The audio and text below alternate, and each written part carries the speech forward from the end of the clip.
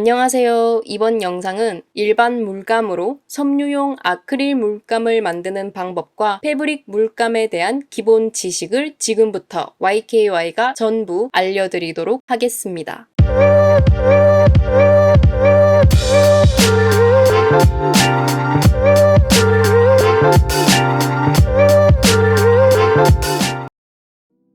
만들기 전에 기본적으로 아셔야 할 것은 우리가 사용하는 모든 물감들의 주 원료인 이 색소는 이런 유기안료라고 하는 것인데요. 우리가 알고 있는 모든 수채화, 포스터 컬러 등 수성 물감의 대부분이 유기안료를 액체화하게 돕는 것을 수지라고 합니다. 즉 쉽게 말하면 본드라고 이해하시면 되는데 전문 용어로는 바인더라고 합니다. 이런 화학 수지에 안료를 배합한 것입니다. 오늘은 섬유 전용 아크릴 물감을 만들어 보겠습니다. 자, 그러면 물감은 있으니 이 아크릴 수지가 있어야겠죠. 하지만 일반인이 이 수지를 구하기도 어렵지만 사용하려면 돈이 많이 드니까 대신 우리는 이걸 사용해 아크릴 물감을 만들 겁니다. 철물점이나 페인트 가게, 다이소에 가시면 이런 목공용 수성 본드 그리고 이런 수성 바니쉬를 쉽게 구할 수가 있습니다. 그러면 이 수채화 물감과 이런 수성 본드나 바니쉬를 그냥 혼합만 하면 되느냐? 그렇지 않습니다. 여러분들이 그림을 그리고 난 후에 그림이 너무 뻣뻣하다거나 세탁을 하였을 때 물이 빠져버리면 곤란하겠죠? 이런 부분을 전문 용어로는 착색 견뢰도라고 하는데요. 여러분들에게 이 견뢰도를 맞추는 방법을 지금부터 알려드리도록 하겠습니다. 그럼 본드랑 바니쉬를 각 10ml씩 준비할게요.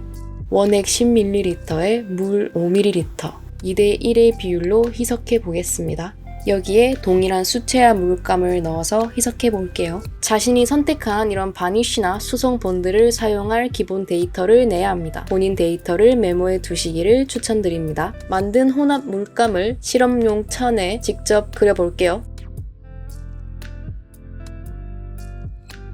물감을 건조시킨 후에 세탁해 볼게요. 빨간색이 지금 빠지고 있네요. 세탁 결과 목공용 수성 본드는 절반 정도 탈색이 됐네요. 바니쉬 수지는 처음 혼합 비율이 거의 맞다고 보시면 되겠죠? 빨간색은 배합을 다시 맞춰 볼게요. 임의로 본드를 조금씩 더 넣어줍니다. 본드와 물감 회사마다 배합 비율이 다르다는 걸 보여주기 위해서 이렇게 촬영을 했습니다. 이게 아크릴 물감인데요. 농도가 거의 같다는 걸 보여드릴게요.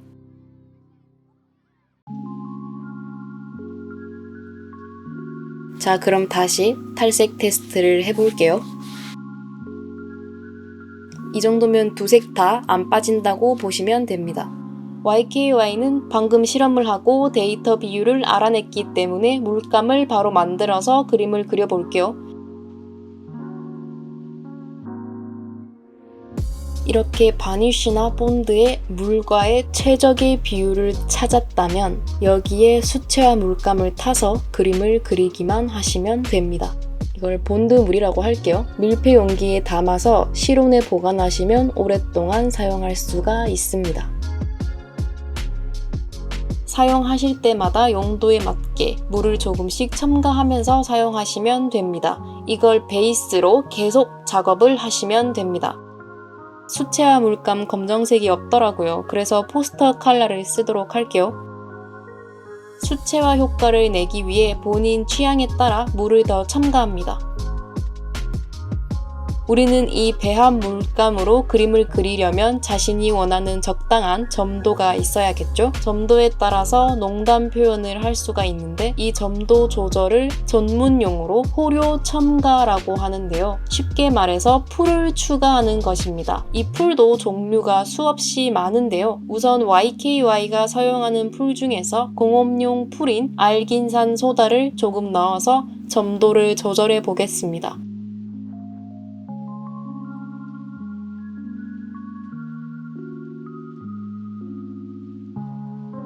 이렇게 내가 원하는 점도가 되면 페인팅을 해봅니다.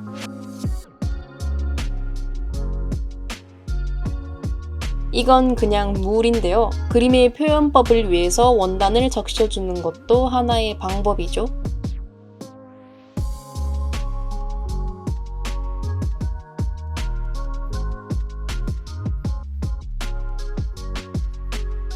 줄기랑 잎을 그려줄 색을 타볼게요.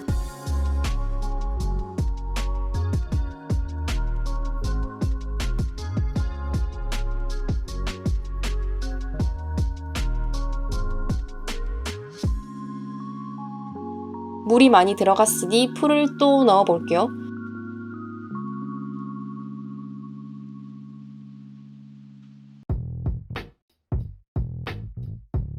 원래 백합을 그리기로 했는데 나팔꽃을 그리고 있네요.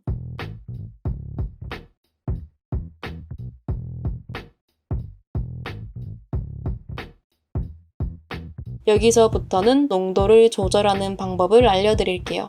이 공업용 풀은 종류도 엄청 많고 구하기도 힘듭니다. 여기서 방법을 알려드릴게요. 가정에서는 물풀을 사용하시면 됩니다. 이게 PVA 수지예요. 수성이죠. 얘가 공업용 풀과 같은 효과가 나요.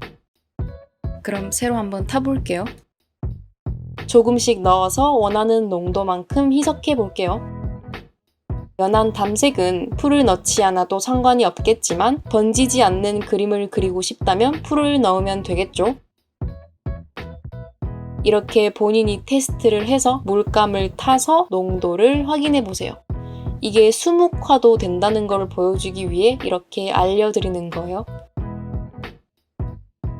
제가 흑백을 좋아하는데 이렇게 보니까 저도 한번 그려보고 싶네요. 건조하고 세탁해 볼게요.